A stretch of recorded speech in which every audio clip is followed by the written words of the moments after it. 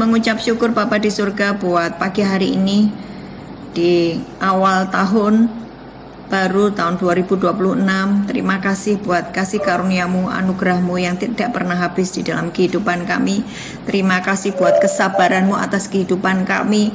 Terima kasih Tuhan, sampai dengan hari ini kami masih bisa terus menikmati hadirat-Mu. Dan biarlah Tuhan, sepanjang tahun 2026 ini kami mengalami Tuhan nyata di dalam kehidupan kami sehari-hari. Tuhan, sepanjang tahun 2026 ini Tuhan, jangan lepaskan kami Tuhan. Pegang tangan kami Tuhan, dan kami mau terus tinggal di dalam hadirat-Mu, sebab di luar Engkau kami binasa. Hari ini ajari setiap kami, lembutkan hati dan pikiran kami, bersihkan pikiran kami, supaya setiap benih firman yang kami dengar berakar, berbuah, dan hidup kami berubah seperti yang Kau mau, di dalam nama Yesus. Amin. Shalom, silakan duduk langsung ya. Ini ada teman-teman yang lagi magang ya, betul ya? Ya, oke. Gerejanya penuh enggak ini? Sisi sebelah sana saya nggak bisa ngelihat soalnya. Penuh enggak? Hah? Oke. Ya. Ada berapa orang yang ikut ibadah hari ini?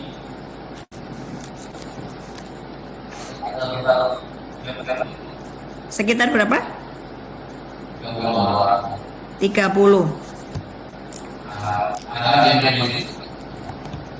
Sekitar 30 ya. Oke. Yuk kita hari ini belajar firman Tuhan di tahun yang baru ini dengan tema 2026 tahun perubahan ya. Tahun perubahan. Tahun 2026. Mari kita memakai tahun ini menjadi tahun perubahan dalam hidup kita ya. Bagaimana kita berubah? Engkau pastikan bahwa hidupmu selaras dengan pola surga. Jangan punya hidup dengan cara sendiri ya. Saya harap kalian semuanya sungguh-sungguh memahami bahwa seluruh kehidupan di bumi ini sudah tertulis semua di dalam Alkitab. Nah, di akhir nanti Tuhan akan datang memerintah sebagai raja di atas segala raja, memerintah di selamanya kekal, tetapi ada masa di mana 1000 tahun masa damai. Ini posisimu di mana? Ya kan? Posisimu di mana di nanti pada waktu Yesus datang. Saudara jangan berpikir bahwa kedatangan Tuhan itu masih lama ya. Tanda-tandanya sudah kelihatan semuanya. Memang banyak orang berkata seperti itu. Oh, Tuhan sudah mau datang, Tuhan sudah mau datang. Mana buktinya? Saudara perhatikan. Waktu bencana banjir kemarin di Medan, ada orang-orang yang mengalami itu kedatangan Tuhan buat dia, betul nggak? Ada begitu banyak orang yang meninggal dan tidak tahu bahwa mereka saat itu akan menghadap kepada Tuhan. Ya toh? Betul nggak? Kan itu bencana tiba-tiba. Dan tiba-tiba itu menggerus semuanya, rumah, semua jiwa-jiwa yang ada di sana, entah mereka siap, entah mereka tidak siap. Itu kedatangan Tuhan ya. Jadi kedatangan Tuhan itu ada dua, yaitu kedatangannya nanti di awan-awan menjemput kita semuanya, tetapi kedatangannya yang pribadi per pribadi itu seperti bencana alam kemarin. Bencana alam, terus tiba-tiba orang meninggal kecelakaan, tiba-tiba meninggal karena sakit, itu kedatangan Tuhan. Kita bertemu dengan pencipta kita. Jadi artinya bahwa kedatangannya bagi orang yang tidak berjaga-jaga itu seperti pencuri. Tetapi bagi kita semuanya yang berjaga-jaga, menjagai pakaian kita tetap putih bersih, perilaku kita selaras dengan firman Tuhan, maka kedatangan Tuhan bukan seperti pencuri. Karena kita tahu bahwa kedatangannya itu disampaikan di telinga rohani kita. Oke, dan kita pasti tahu sepanjang kita menjaga hubungan kita dengan Tuhan. Nah, saudara, hari ini saya rindu kalian membuat sebuah kesepakatan sepanjang tahun 2026 ini biar terjadi perubahan di dalam hidup saya. Katakan amin. Jangan hidupmu seperti itu terus gitu ya. Engkau tidak ada perubahan, padahal firman Tuhan itu menuntut sesuatu ya dari hidupmu. Nah, sekarang saya nanya, siapa yang di sini yang sudah ikut Yesus sejak dari kecil, angkat tangan. Semuanya ya? Semua ikut Yesus sejak kecil. Ada yang ketemu Yesus pada saat di lapas atau di penjara? Ada? Ada. Berapa orang?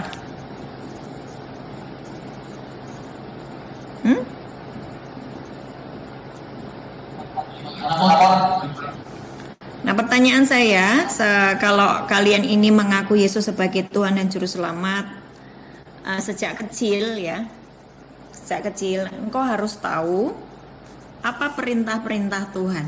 Ya dong, kan ikut Yesus sudah sejak kecil, harusnya tahu apa yang menjadi perintah-perintah Tuhan. Ya, betul ya? Nah, perkataan Tuhan yang sudah sering kali kita dengar, Yesus itu ngomong apa sih? Engkau jadi terang, engkau jadi garam, betul ya? Jadilah terang, jadilah garam, gitu lah. Nah, sekarang dicek hidupmu. Saudara masih mengikuti saya? Cek hidupmu. Kamu ini sudah menjadi terang atau kamu masih hidup di dalam kegelapan? Apa ciri kita hidup masih di dalam kegelapan? Masih terus berbuat dosa. Nah, itu artinya bahwa engkau masih di dalam kegelapan. Nah, nasihat saya, kalau engkau masih dalam dosa perzinahan, masih suka nonton film cabul, jorok, porno cabul, ya, masih suka nipu-nipu dikit-dikit, ya, saya tidak bisa jujur karena kalau saya jujur nanti akan runyam semuanya. Nah, itu sama. Upah dosa adalah maut, ya. Apalagi engkau masih suka iri hati, engkau masih suka dendam, engkau masih suka sulit mengampuni, artinya masih tinggal di dalam kegelapan. Oh, ayatnya banyak. Nanti kalau kita kupas jadinya Bible study, ya. Bisa sampai jam 12 siang kalian nggak makan nanti. Nah, saudara, setiap kali engkau membaca firman Tuhan dan Tuhan berkata jadilah terang, kamu jangan menganggap itu hanya sebagai informasi, tetapi cek hidupmu apakah engkau sudah menjadi terang. Ya kan? Nah, bagaimana sebetulnya cara paling mudah untuk saya ini tuh Bu masih terikat dengan dosa onani, dosa masturbasi, saya masih terikat dengan dosa menipu, saya masih terikat dengan dosa narkoba. Bagaimana Bu saya lepas dari semua dosa ini? Bagaimana saya lepas dari dosa sakit hati? Saya sulit mengampuni orang itu. Walaupun Tuhan berkata 490 kali harus mengampuni, buat saya itu sulit banget. Saya sulit Bu untuk menerima orang-orang yang tidak bisa satu pikiran dengan saya. Saya menuntut orang lain seperti yang saya pikirkan. Jadi kalau saya melihat orang itu kok seperti ini ya, orang itu seperti ini, saya mudah marah dan emosi. Itu masih di dalam kegelapan. Ya, jadi bagaimana caranya untuk engkau hidup di dalam terang? Tidak perlu kamu mengusir kegelapan. Cukup hadirkan terang. Cukup apa? Hadirkan terang. Bagaimana kamu menghadirkan terang? Masih ingat? Ini saya terus ngulang. Masih ingat bagaimana menghadirkan terang? Yohanes 1 ayat 4 dan 5. Yohanes 1, semua yang bawa Alkitab, mau di handphone, mau di buku, buka ya. Jangan terbiasa mendengar firman tanpa engkau melototi firmannya. ya. Yohanes 1 ayat 4 dan 5, di dalam Dia ada hidup, dan hidup itu adalah terang manusia. Di dalam Dia, di dalam firman. Firman itu Allah sendiri. Oke. Saudara mesti ingat, bagi ini teman-teman yang magang yang baru bergabung, ya, karena selama saya ngajar di Medan sepertinya nggak pernah ada yang magang gitu ya. Ini mungkin kalian baru gabung. Perhatikan, kenapa saya harus membaca Alkitab? Saya ini malas sekali baca Alkitab. Kenapa saya harus membaca Alkitab? Yohanes 1 ayat 1 berkata, pada mulanya adalah firman, firman itu bersama dengan Allah, firman itu adalah Allah. Jadi kalau kamu pengen ketemu dengan Allah, kamu pengen bercakap-cakap dengan Allah, engkau harus membaca firman. Waktu engkau terus membaca firman, telingamu akan terbiasa mendengar Tuhan berbicara. Jadi kalau pertanyaannya, caranya bagaimana saya mendengar suara Tuhan? Baca Alkitab. Lama-lama telingamu dengar suara Tuhan. Amin. Nah, di ayat 1 Allah itu adalah firman, firman itu adalah Allah sendiri. Di ayat 4 dan 5, di dalam Dia, di dalam firman ada hidup, dan hidup itu terang manusia. Terang itu bercahaya di dalam kegelapan, dan kegelapan tidak menguasai. Saudara perhatikan, waktu kamu baca firman, ya, kamu baca firman, berarti engkau sedang mendatangkan terang. Karena Allah itu terang, firman itu adalah Allah. Jadi kalau kamu masih hidup di dalam kegelapan, kamu tidak bisa mengusir setan, tidak bisa mengusir setan yang di dalam dirimu yang terus membuat engkau jatuh bangun di dalam dosa. Kamu cukup baca Alkitab. Baca terus, renungkan, buat pikiranmu memahami, buat hatimu tergerak untuk mengerjakan firman tersebut, maka sesungguhnya engkau sedang menghadirkan terang di dalam hidupmu yang masih di dalam kegelapan. Katakan amin. Jadi bagaimana saya mendatangkan terang? Yes, baca firman, renungkan siang dan malam, belajar melakukan firman, maka engkau sedang mendatangkan terang di dalam dirimu, dan sisi gelap yang tadi, misalnya masih suka iri hati, susah mengampuni, suka bohong, masih suka ngerokok, masih suka narkoba, masih suka nonton jorok porno cabul, masih suka maki-maki orang.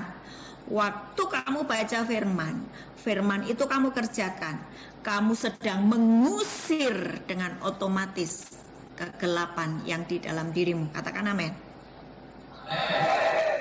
Ya, coba dibaca bersama-sama Yohanes 1 ayat 4 dan 5. Yohanes 1 ayat 4 dan 5 dibaca bersama-sama. 2, 3.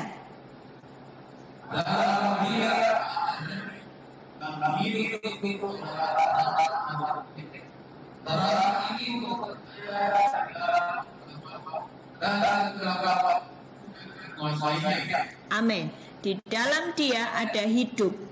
Jadi ketika engkau baca firman, engkau memperkatakan firman, engkau merenungkan firman, semua yang mati di dalam dirimu, kesehatanmu merosot, ekonomimu merosot. Waktu kamu mulai rajin membaca firman, mendeklarasikan firman, mendoakan firman. Jadi kalau kamu berdoa, tidak dengan ucapanmu sendiri, dengan omonganmu sendiri, tapi ucapkan firman, maka engkau sedang menciptakan kehidupan ke dalam seluruh aspek dalam hidupmu. Aspek ekonomi, aspek keluarga, aspek kesehatan, aspek pekerjaan, pelayanan, semuanya jadi hidup. Katakan amin. Nah, sekarang pertanyaannya, tadi kan kamu ini terang. Apakah kamu sudah melakukan menjadi terang? Kalau kamu masih di dalam gelap, kamu tidak ada perubahan. Sejak kecil menjadi orang Kristen, hidupnya terus di dalam dosa. So, mau ngapain? Hidupmu tuh mau ngapain? Kalau engkau tidak bersinergi, berkolaborasi dengan kerajaan Allah, hidupmu gitu-gitu aja, menjadi seperti manusia rata-rata.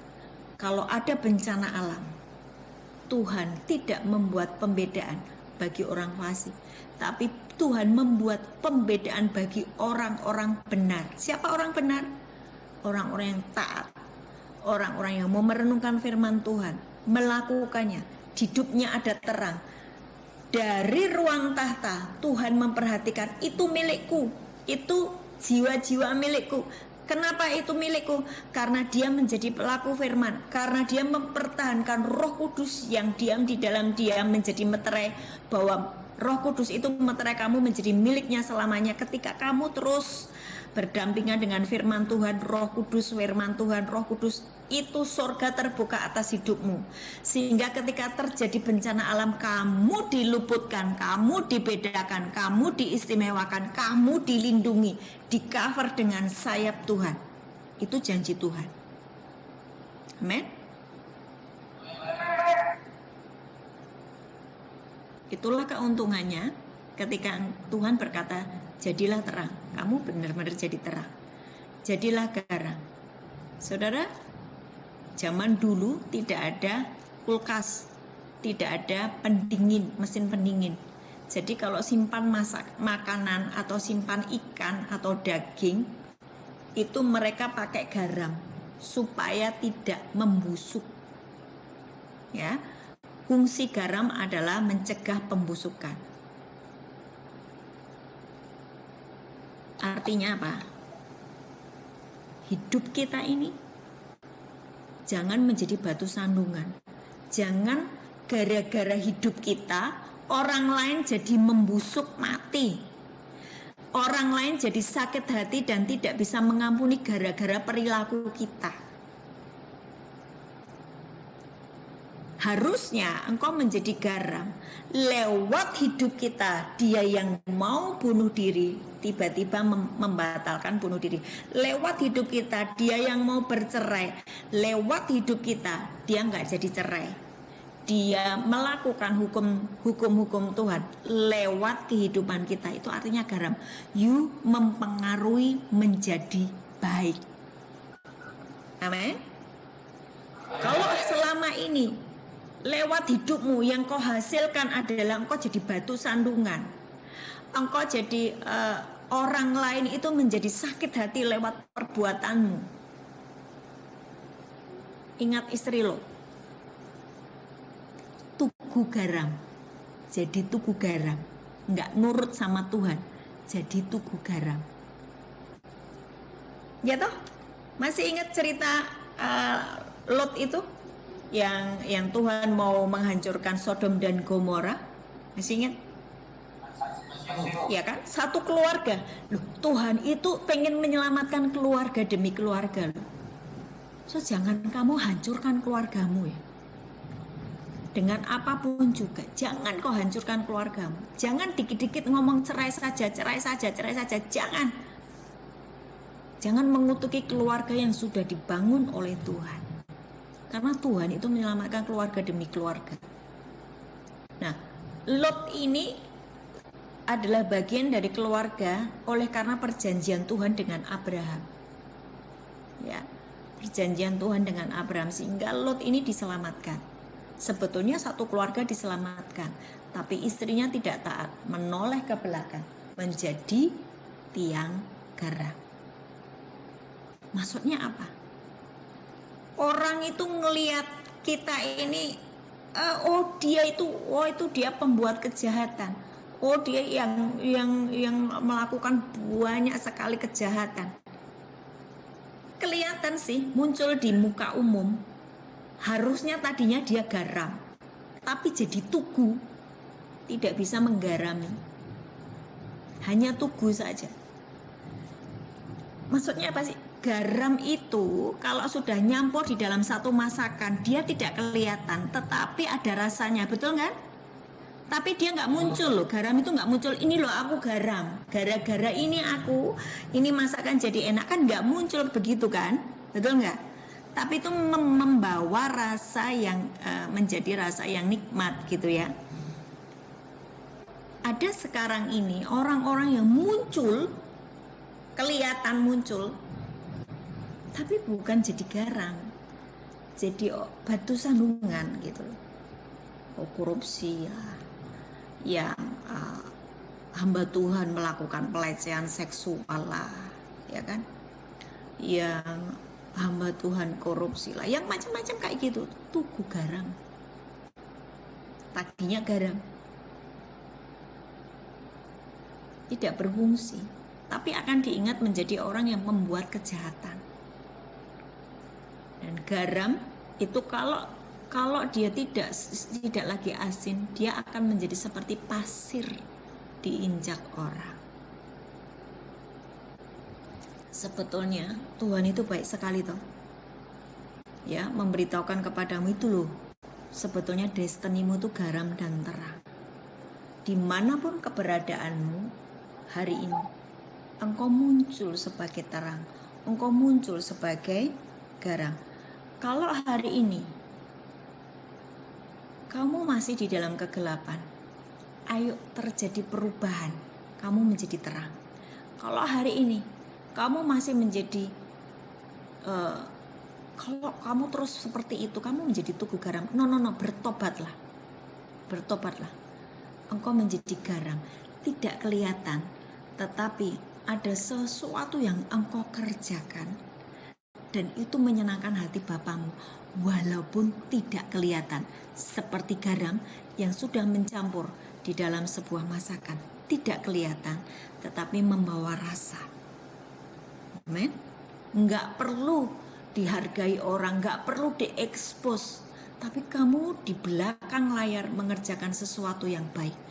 Di belakang terali besi, kamu mengerjakan sesuatu yang baik di dimensi alam roh.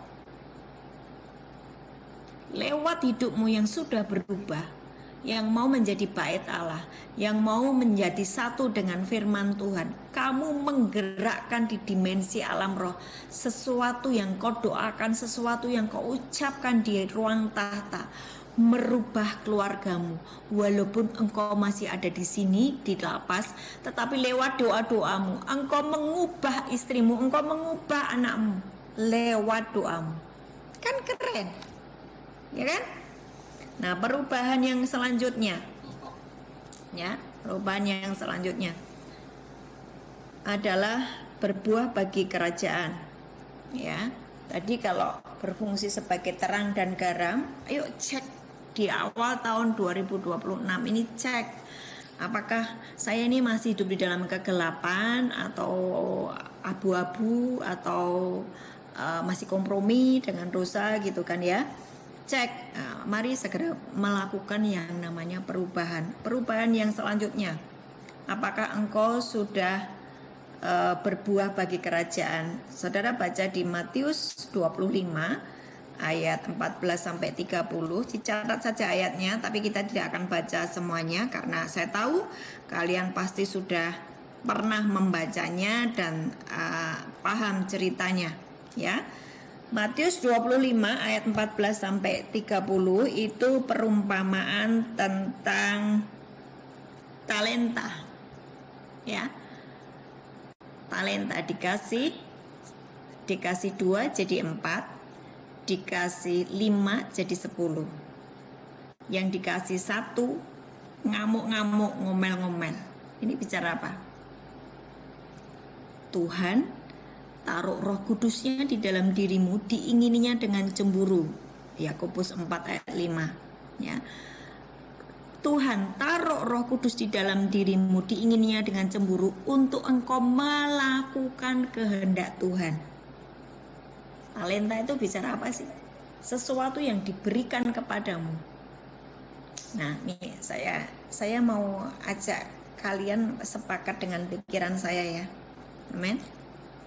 Markus 1 ayat 9 sampai 11 itu adalah kejadian waktu Yesus dibaptis. Waktu Yesus dibaptis, Markus 1 9 sampai 11 itu kan perikop tentang Yesus dibaptis kan? Betul ya? Betul kan? Waktu Yesus dibaptis, apa yang terjadi? Surga terbuka. Roh Kudus seperti merpati turun ke atas Yesus. Dan ada suara dari langit yang berkata, engkaulah anakku yang kukasih, kepadamulah aku berkenan. Betul ya? Mau kayak gitu kan? Sama seperti Yesus waktu dibaptis, waktu kamu dibaptis, saya dibaptis, itu sama kejadiannya. Ada surga terbuka, ada Roh Kudus turun ke atas kita, dan Bapa di surga berkata, nih anak yang aku kasih. kamu anak yang aku kasih, kepadamulah aku berkenan. Belum melakukan apa-apa. Perhatikan ini. Kamu belum melakukan apa-apa, cuma dibaptis doang. Oh, betapa Tuhan itu mengasihi kita, betapa Bapa di surga itu mengasihi kita. Kamu belum melakukan apa-apa, cuma memutuskan untuk dibaptis. Surga terbuka dan Tuhan Bapa di surga berkata, engkaulah anak yang kukasih, kepadamulah aku berkenan. Tuhan Bapa di surga itu jatuh cinta sama kamu, sama saya, sama kalian semua. Seburuk apapun keadaanmu, waktu engkau memutuskan untuk menerima Yesus sebagai Tuhan dan Juru Selamat, Bapa di surga itu ngomong, hei kamu, siapapun engkau, kalau engkau memutuskan untuk menerima Yesus Kristus sebagai Tuhan dan Juru Selamatmu, engkau adalah orang yang aku kasihi. Bapa ngomong kayak gitu. Aku berkenan atas itu. Dan Bapa kirimkan Roh Kudusnya. Roh Allah sendiri diam di dalam kamu. Sesuatu yang diberikan oleh Bapa kepadamu. Bicara apa sih? Talenta. Bicara apa sih? Mina. Mina. Perumpamaan tentang Mina. Di Lukas 19 ayat 11 sampai 27. Yang satu dikasih satu, sama-sama nih. Dikasih satu. Yang satu jadi 10 mina. Yang satu lagi jadi 5 mina. Yang satu lagi marah ngamuk-ngamuk sama Tuhan. Tuhan adalah Tuhan yang kejam. Tuhan tidak menabur, tapi Tuhan menginginkan tuaian atas hidup kami. Jangan salah, semuanya dikasih 1 mina. Betul nggak? Tuhan kasih Roh Kudusnya ke dalam dirimu. Tuhan kasih pengampunan dosa. Tuhan kasih karunia-Nya. Tuhan kasih nafas. Itu masih ditaruh di hidungmu loh. Itu pinjaman loh. Nafasmu ini loh, hari ini kamu masih bernapas lega ini loh. Coba kalau lihat orang-orang yang sudah susah untuk bernapas, betapa sulitnya mereka, betapa tersiksanya mereka. Nafas itu pinjaman Tuhan. Jadi Tuhan kasih toh.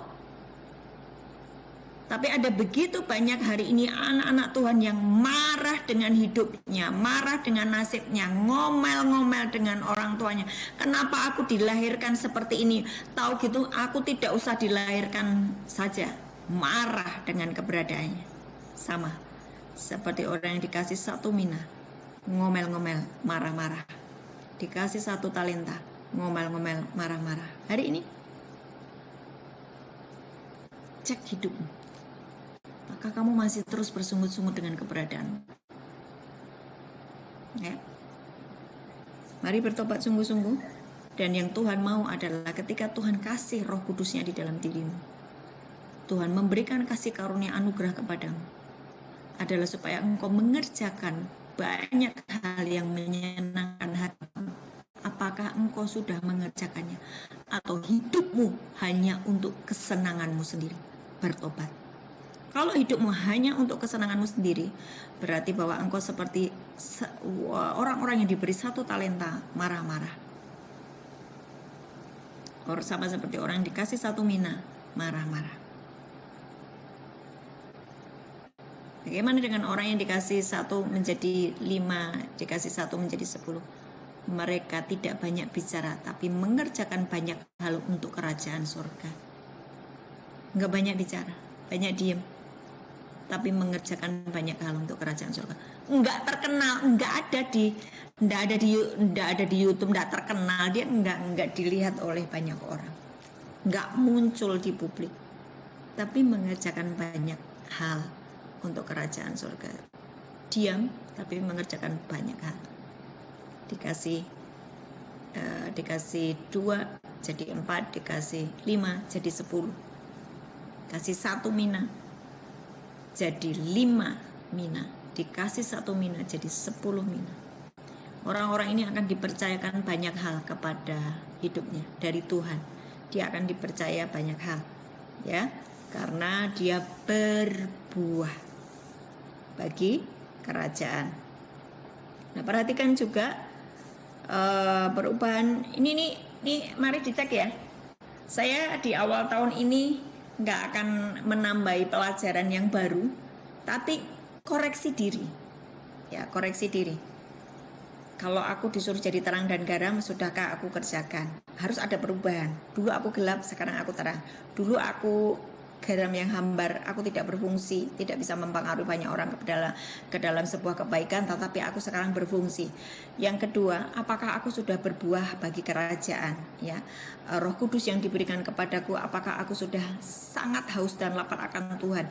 Roh Kudus di dalam dirimu itu diberikan menginsyafkan kamu akan dosa, menginsyafkan kamu akan kebenaran. Apakah kesukaanmu adalah kebenaran? Kesukaanmu adalah membaca firman. Jika engkau masih firman, ada yang salah dalam hidupmu. Ada yang salah dalam hidupmu. Roh Kudus diberikan supaya kamu mengerjakan apa yang menyenangkan hati Tuhan. Tuhan suka kalau engkau baca firman. Tuhan suka kalau engkau merenungkan Taurat itu siang dan malam. Sebab itu adalah hukum-hukumnya. Itu adalah hatinya, surat cintanya, perjanjian-perjanjiannya. Ngerti ya? Jadi kalau kita hari ini belum berbuah, mari dicek, adakan sebuah perubahan di dalam hidupmu. Dan perubahan yang ketiga adalah you mesti berbuah roh. Ini sudah hafal semuanya, ya kan? Galatia 5 ayat 19 sampai 22. Hiduplah dituntun oleh roh, maka kamu tidak akan melakukan perbuatan daging. Apa itu dituntun oleh roh itu bagaimana? Bagaimana Bu? Saya kan nggak bisa ngelihat alam roh. Kamu salah kaprah. Ya, hiduplah dituntun oleh roh. Yesus berkata, Yohanes 6:63, perkataan-perkataan yang kukatakan kepadamu adalah roh dan hidup. Hiduplah dituntun oleh kebenaran firman Tuhan, maka kamu tidak akan melakukan perbuatan daging. Nah, perbuatan daging sudah nyata itu dari ayat 19 sampai 21. Ya kan? Apa aja tuh? Percabulan, kecemaran, hawa nafsu, penyembahan berhala, sihir. Sihir itu apa? Perdukunan. Siapa yang masih suka pergi ke orang pintar? Dompetnya hilang, tanya ke paranormal. Ayo, siapa yang masih suka kayak gitu? Dompetnya hilang, apanya hilang, tanya ke orang pintar. Istrinya digondol laki-laki hidung belang, tanya ke peramal, tanya ke orang pintar. Itu namanya sihir, ya. Perselisihan, iri hati, amarah, kepentingan diri sendiri, egois, hidupnya hanya untuk dirinya sendiri. Roh pemecah, dengki, mabuk, pesta pora, itu adalah perbuatan daging. Barang siapa melakukan hal-hal demikian tidak akan mendapat bagian di dalam kerajaan surga. Saudara, jangan meremehkan firman ini. Jangan meremehkan firman ini. Kalau engkau terus meremehkan firman ini ya tak kasih tahu ya. Di kitab Wahyu itu kan ada meterai-meterai, ada sangkakala, ada 7 meterai, ada 7 sangkakala. Itu sudah mulai dibuka loh. Makanya banyak terjadi bencana alam, banyak terjadi yang nama musibah, banyak terjadi yang namanya nanti penyakit-penyakit yang tidak disembuhkan, dan itu merata semua orang. Karena apa yang tertulis di dalam Alkitab sedang digenapi. Saudara, kalau engkau tidak memperhatikan ayat di Galatia 5 ayat 19 sampai 21, engkau tidak ngurusi dagingmu dan engkau tidak mematikan dagingmu. Firman Tuhan berkata, barang siapa melakukan hal-hal demikian, perbuatan daging, dia tidak akan mendapat bagian di dalam kerajaan Allah. Loh Bu, padahal saya percaya sama Yesus. Kalau saya percaya Yesus, bukannya saya ini mati masuk surga. Kalau kamu percaya Yesus, tetapi kamu menabrak setiap firman Tuhan, melanggar setiap arahan-arahan Roh Kudus, melanggar firman, hukum-hukumnya Tuhan. Tuhan sudah nulis loh ya. Jangan sampai nanti, kenapa aku berada di neraka? Kenapa aku mengalami bencana ini? Kenapa aku mengalami sakit sampar yang menimpa seluruh bumi? Jangan menyalahkan Tuhan, karena firman sudah berkata, barang siapa melakukan hal demikian tidak akan mendapat bagian di dalam kerajaan Allah. Saudara perhatikan, di kitab Wahyu 2 ayat 10, coba dibaca ya. Saya suka sekali dengan ayat ini. Orang-orang yang mengikuti saya pasti hafal. Ibu paling suka ayat ini. Iya, saya paling suka ayat ini. Ayat 10. Jangan takut mengatakan apa yang bakal terjadi. Sesungguhnya yang akan orang dari masyarakat. Jangan boleh akan boleh hendaklah kamu dan aku akan memberikan benar-benar apa Wahyu 3 ayat 10. Semuanya yang bawa Alkitab dibaca. Wahyu 3 ayat 10. Wahyu 3 ayat 10. Karena tahu akan mengalami coba-coba akan ada untuk mencoba mereka. Ya, perhatikan ayat ini. Karena engkau menuruti firman-Ku. Pelan-pelan ya. Bagaimana kamu akan menuruti firman Tuhan jika baca Alkitab saja malas? Betul enggak?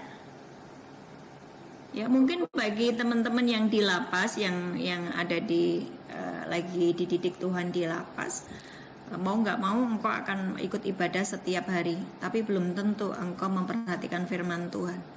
Nah, bagi teman-teman yang anak-anak masih muda ini, yang masih muda nih, kecenderungan mereka tidak suka baca Alkitab.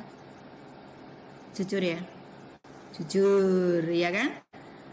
Tidak suka baca Alkitab. Waktunya sudah habis untuk membuka medsos, ya, buka TikTok, buka Instagram. Bu, aku membuka TikTok itu yang baca firman kok, yang tentang firman Tuhan.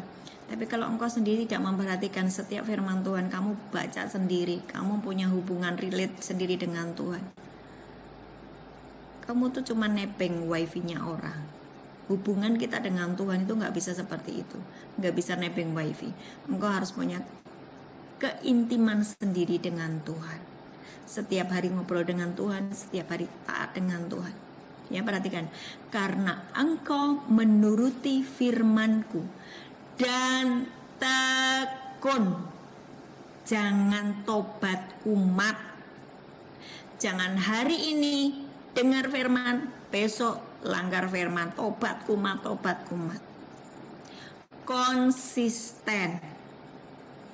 Perubahanmu, kalau dulu kamu tobat kumat, sekarang kau harus merubah menjadi orang-orang yang tekun, konsisten. Bu Ana bisa menjadi seperti ini sampai hari ini, bisa memberkati seluruh lapas-lapas di seluruh Indonesia.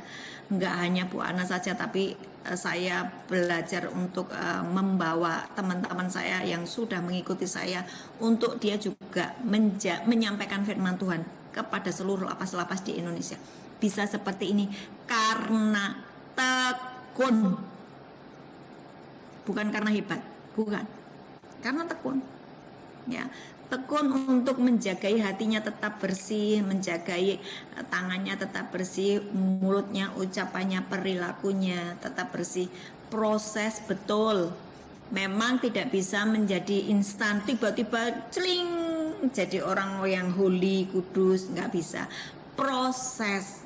Ada namanya jatuh bangun, enggak apa-apa. 7 kali orang benar jatuh, dia akan bangkit lagi. Tapi engkau bertekun untuk membuat sebuah perubahan yang permanen, konsisten. Amin. Kalian masih ngikuti saya enggak? Coba saya lihat wajahmu dulu ya. Masih ngikuti saya? Nah, kelihatan sekarang baru. Depan-depan kenapa cemburu dengan saya ya? Yang paling depan-depan loh. Wah, kasih senyum lah. Habis ibu nampar-nampar saya seperti itu, omongannya tuh nampar-nampar saya. Loh, saya cuma nyampaikan firman loh, betul nggak? Ini firman toh? Nah, coba kameranya diarahkan ke sebelah sana. Boleh nggak? Bisa nggak? Ini kan cuma satu deretan ini. Yang sebelah sisi kananmu, sebelah sisi sayap sinimu itu ada orangnya apa enggak? Enggak ada ya? Hah? Enggak ada, kosong. Berarti ini kalian itu berapa orang nih? 30? Hah? 30?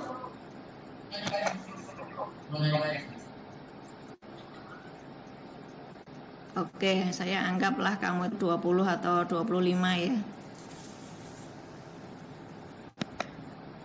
Harusnya kan penuh ya, Pak? 1, 2, 3, 4, 5. Iya.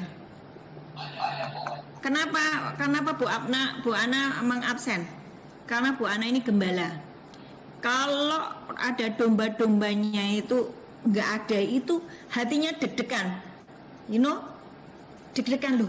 Ini jiwa-jiwanya milik Tuhan tuh kemana kok pada nggak ada gitu loh. Paham ya? Jadi saya harap kalau saya menyampaikan firman sesuai orderan lah. Ada 75 orang Bu, benar-benar datang 75 ya. Ada 60 Bu, benar-benar yang datang 60, jangan 60 yang datang cuma 30. Yang 30 kemana?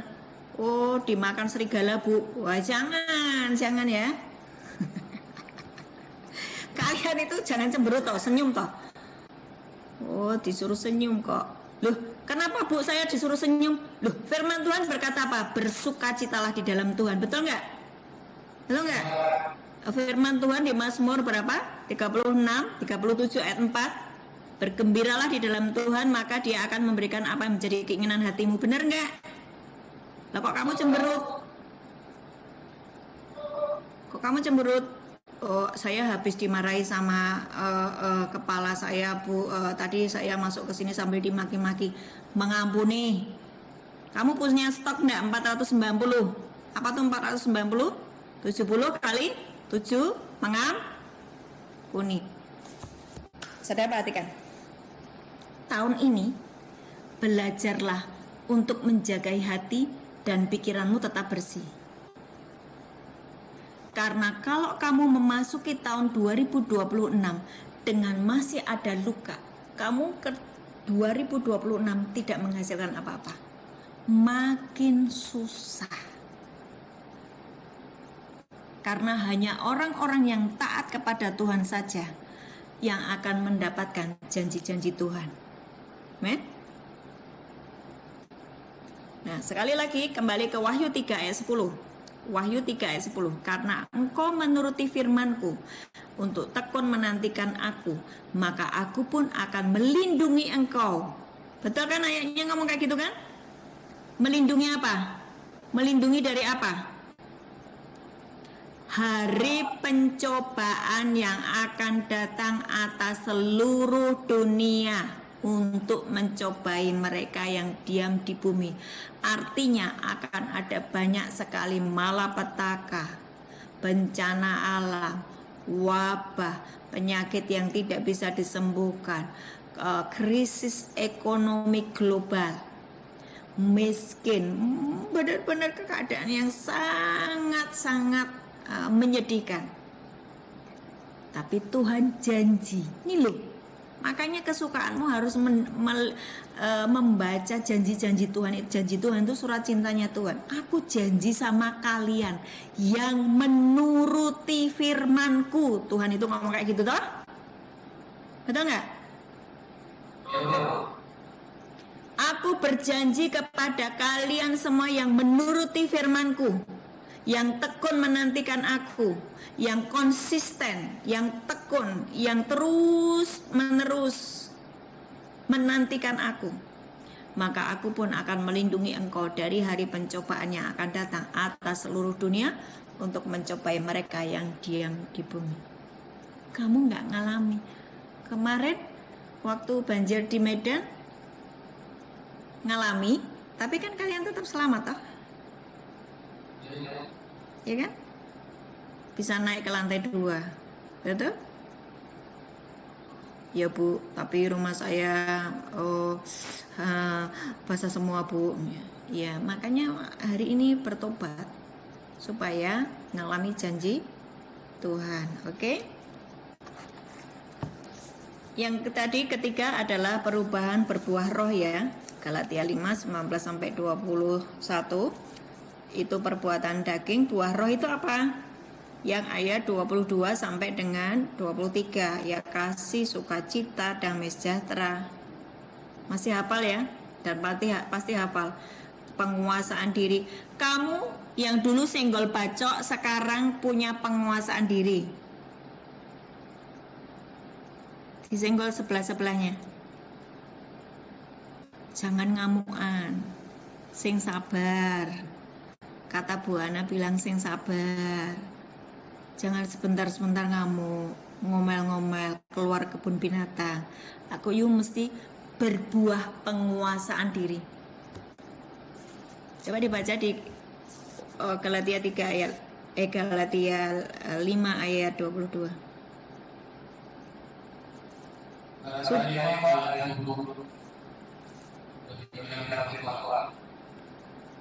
Namun buah roh adalah sukacita,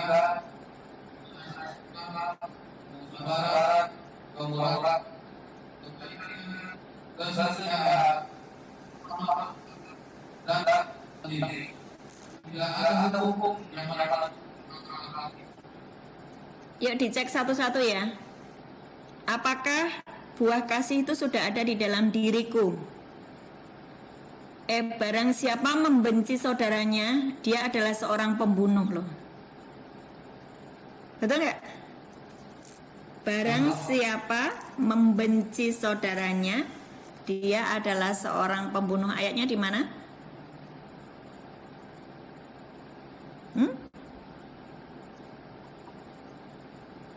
Ayatnya di mana? 1 Yohanes 3 ayat 15. Coba dibaca.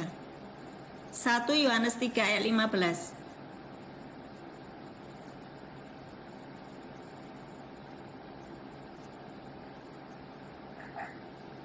1 Yohanes 3 ayat 15.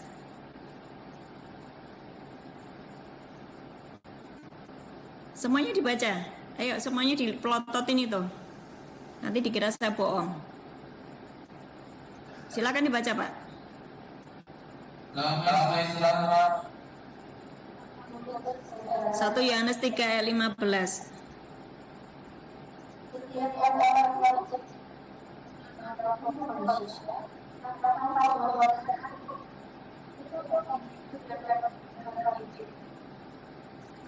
Orang membenci itu ada kasih enggak?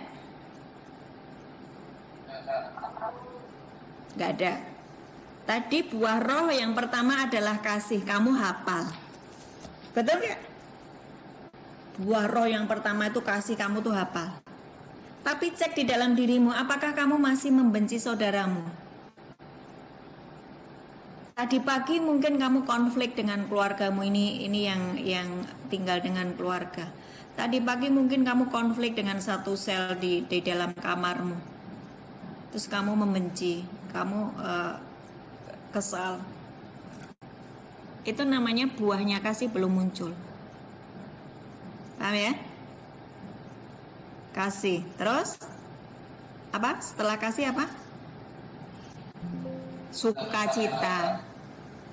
Lah kok cemberut terus? Ayo. Ya kan? Loh, ini kan semua sebetulnya simpel kan? Sukacita. Kok kamu cemberut terus sih? Katanya buahnya sukacita. Terus damai sejahtera. Kok takut terus ya, cemas terus ya. Aku tuh bangun tidur itu takut loh. Kok aku nggak punya uang ya. Wah nanti kalau istriku selingkuh. Wah kalau ini anakku nanti gimana sekolahnya bayar SPP. Aku cemas ya. Nggak ada damai sejahtera. Oh jangan pergi lah Pak. Duduk dulu sini dengerin firman dulu kok pergi. Kan kita udah janjian kalau saya sampaikan firman jangan keluar masuk ya kan? Yuk kalau keluar masuk berarti apa? 4 tanah hati, masih ingat pelajaran 4 tanah hati? Pinggir jalan. Terus? Tanah hati apa? Loh, Kok sudah lupa semuanya? Pinggir jalan, tanah batu-batu, semak duri, tanah yang subur. Matius 13 itu loh.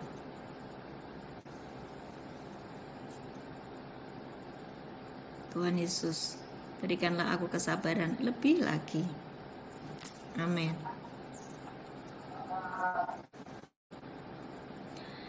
Ya, janjian ya, kalau KKS yang sampaikan firman jangan, atau siapapun yang menyampaikan firman jangan keluar masuk itu sama seperti ketika Yesus lagi ngajari kamu firman. Yesus yang ngajari, kamu keluar. Kayak gimana yuk? Atau Pak Prabowo aja lagi pidato, kamu keluar izin ke toilet dulu. Ayo, bisa nggak seperti itu? Ya makanya kalau mau ibadah kencing dulu lah. Kalau mau ibadah lah selesaikan dulu itunya. Oke. Kasih sukacita damai sejahtera. Kalian masih mengerti pelajaran KKS yang utama adalah engkau terhubung dengan Tuhan. Roma 14 ayat 17. 3 kabel: kebenaran, damai sejahtera, dan sukacita. Kalau kamu hidup di dalam kebenaran firman Tuhan, kalau kamu hidup di dalam sukacita, kalau kamu damai sejahtera, tidak ada konflik batin. Artinya kabelmu dengan surga nyambung. Kalau kamu tidak ada sukacita, berarti kamu lagi konslet. Kalau kamu tidak ada damai sejahtera, konslet. Hubunganmu dengan Bapamu di surga lagi putus. Waktu hubunganmu dengan Bapa di surga putus, kamu terhubung dengan siapa, saudara? Nah, itu tahu. Oke, perubahan yang ketiga adalah engkau harus menghasilkan buah roh ya. Nah sekarang sebagai closingnya, bagaimana supaya engkau bisa mengalami perubahan, ya kan? Closingnya, bagaimana supaya kamu bisa mengalami perubahan? Yang pertama, Yohanes 5 ayat 24. Ini sudah mau selesai, tenang aja, gak usah gelisah. Yohanes 5 ayat 24, baca. Yohanes 5 ayat 24. Demikian firman Tuhan, sesungguhnya yang saya dapat dan saya dapat ia yang hidup dan tidak turun di bumi, sebab ia dan tidak mau. Tadinya kamu ndak pernah mau baca firman. Tadinya kamu anggot-anggotan kalau pergi ibadah. Tadinya kamu nggak mau dengar apa kata Tuhan. Suruh mengampuni kamu abaikan, suruh mengasihi kamu abaikan. Itu berarti kamu masih di dalam maut. Tetapi kamu harus memutuskan untuk mengadakan perubahan, pindah dari maut kepada hidup. Amin. Aku berkata kepadamu, sesungguhnya, semua baca di Yohanes 5 ayat 24, dibaca bersama-sama, 2, 3.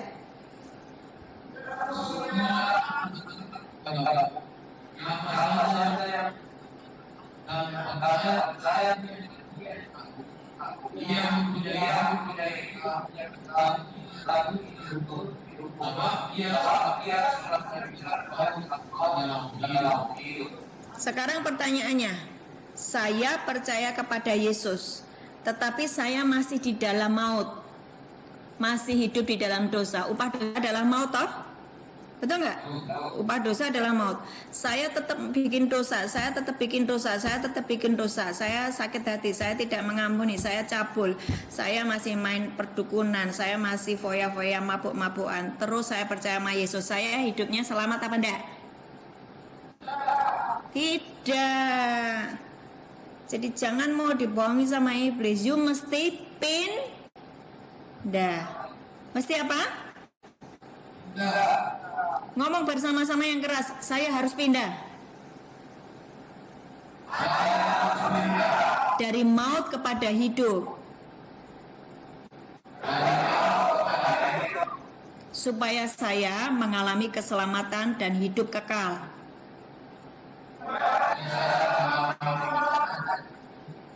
Amin.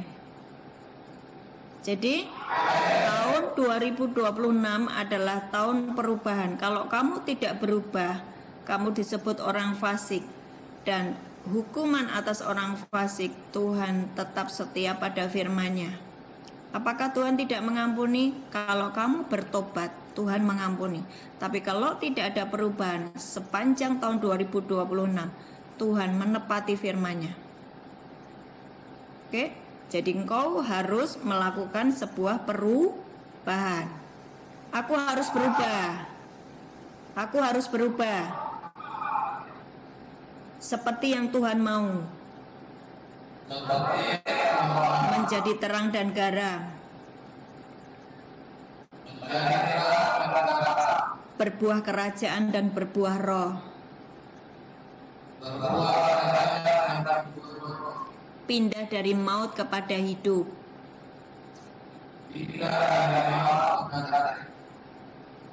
Ya. Bagaimana supaya engkau mengalami perubahan? Itu yang pertama, you mesti pindah dari maut kepada hidup. Yang kedua, hadirkan terang. Bagaimana kamu menghadirkan terang tadi? Yes, pinter gitu dong, seneng yang ngajar.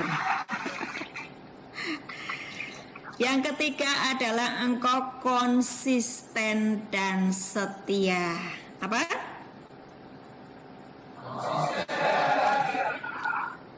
Tepuk sebelahmu, jangan tomat, tobat kumat.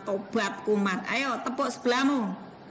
Jangan tomat ya, tobat kumat. Jangan jadi teh celup. Naik turun. Hey. Ya, you mesti konsisten, kau mesti setia, sebab Allah yang kau sembah adalah Allah yang setia. Saya belajar kesetiaan itu lewat matahari yang terus bersinar di jam yang sama. Meskipun ada mendung, dia tetap bersinar di jam yang sama. Itu kesetiaan Tuhan. Sampai hari ini saya masih setia denganmu. Apakah engkau setia denganku? Setia ya. Nah, suatu saat nanti kita akan ke Medan lagi, dan itulah rasa sayang saya kepada kalian. Tapi saya harap jangan kelamaan di lapas ya, segera keluar jadi terang, jadi garam, berfungsi ya, berbuah lebat. Tuhan Yesus memberkati.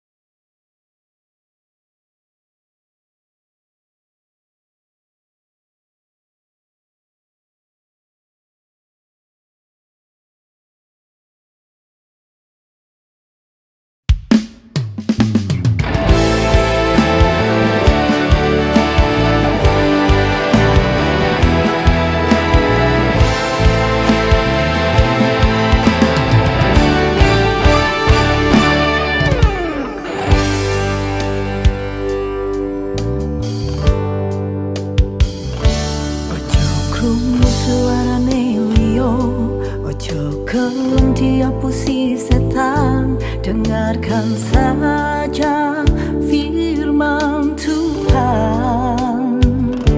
Ojo krungu suarane liya, ojo gelem dihapusi setan, dengarkan saja firman Tuhan.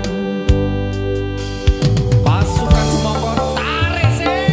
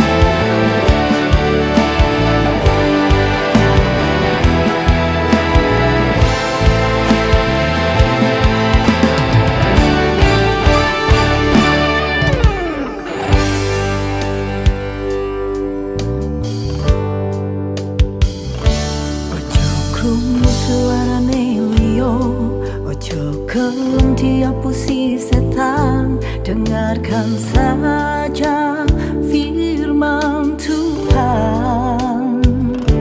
Ojo krungu suarane liya, ojo kelem dihapusi setan, dengarkan saja